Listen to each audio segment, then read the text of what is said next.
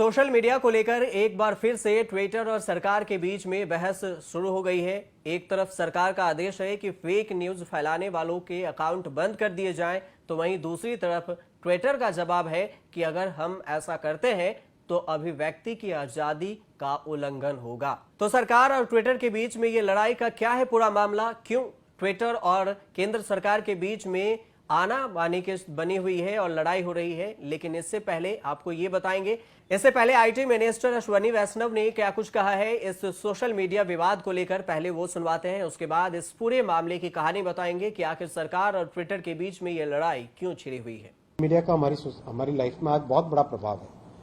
इसकी अकाउंटेबिलिटी कैसे हो, ये क्वेश्चन दुनिया में सब जगह अभी एक बहुत ही वैलिड क्वेश्चन बन चुका है और दुनिया भर में देश और सोसाइटीज इस डायरेक्शन में मूव कर रही है कि सोशल मीडिया को अकाउंटेबल करना जरूरी है। कैसे अकाउंटेबल करें? सबसे पहले सेल्फ रेगुलेशन, किस तरह से खुद ही कुछ ऐसे कंटेंट जिन कंटेंट से सोसाइटी में एक हार्मफुल इम्पैक्ट आता है उसको खुद ही दूर करें। फिर इंडस्ट्री रेगुलेशन, फिर गवर्नमेंट रेगुलेशन। तो हर तरह का एक ऐसा इकोसिस्टम, ऐसा थॉट प्रोसेस अभी बन रहा है दुनिया में सब जगह और देश में भी, अपने यहाँ भी, कि social media should be accountable. किस तरह से एक फेयर सिस्टम बने, क्योंकि ये एक सोसाइटी में बहुत बड़ी प्रोग्रेस है। इस प्रोग्रेस में सभी भागीदार कैसे बने और ये अकाउंटेबल कैसे बने, उसके ऊपर बहुत तेजी से काम चल रहा है। देखो, इसके पीछे थॉट क्या है? थॉट क्या है कि जैसे मान लो कोई एक इंसिडेंट होता है, मैं किसी इंसिडेंट का नाम नहीं लूंगा, लेकिन उस इंसिडेंट के पीछे, आज अगर कोई इंसिडेंट कहीं पर भी होता है, उस इंसिडेंट के पीछे कौन है, उसके पीछे कौन है, उसके पीछे कौन है, ये कड़ी जानना जरूरी है, ताकि वो जो रूट कॉज है किसी भी प्रॉब्लम का, उसको सॉल्व करना जरूरी है, ताकि प्रॉब्लम्स को रिपीट नहीं कर सके और जो रियल में कल्प्रिट है उसको सजा मिले।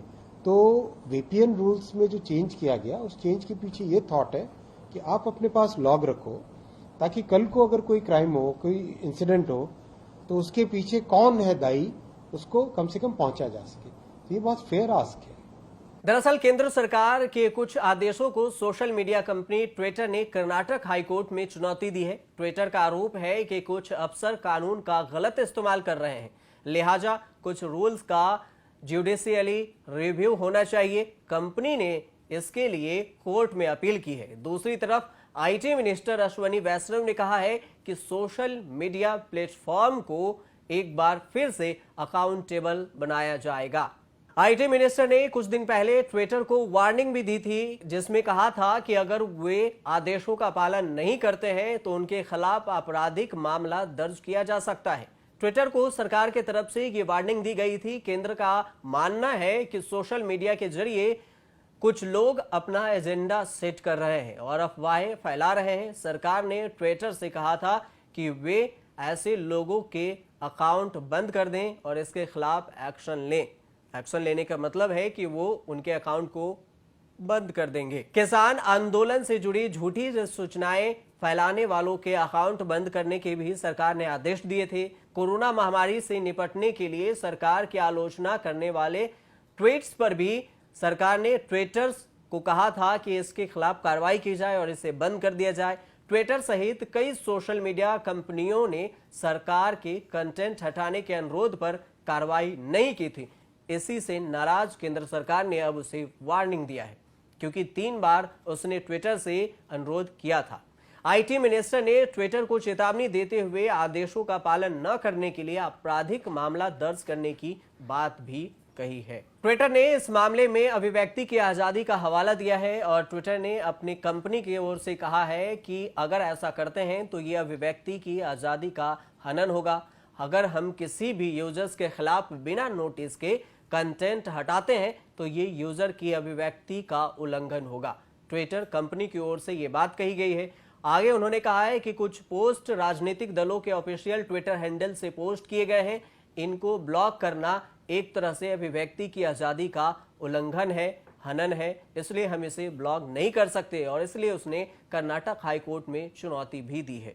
पिछले साल सोशल मीडिया को लेकर बनाई गई नई गाइडलाइंस पर ट्विटर के रवैये से खफा आईटी मंत्रालय ने कहा कि वह दुनिया के सबसे भरोसेमंद लोकतंत्र को न सिखाए कि क्या करना है और क्या नहीं करना है। ट्विटर को यह भारत सरकार की तरफ से कहा गया था।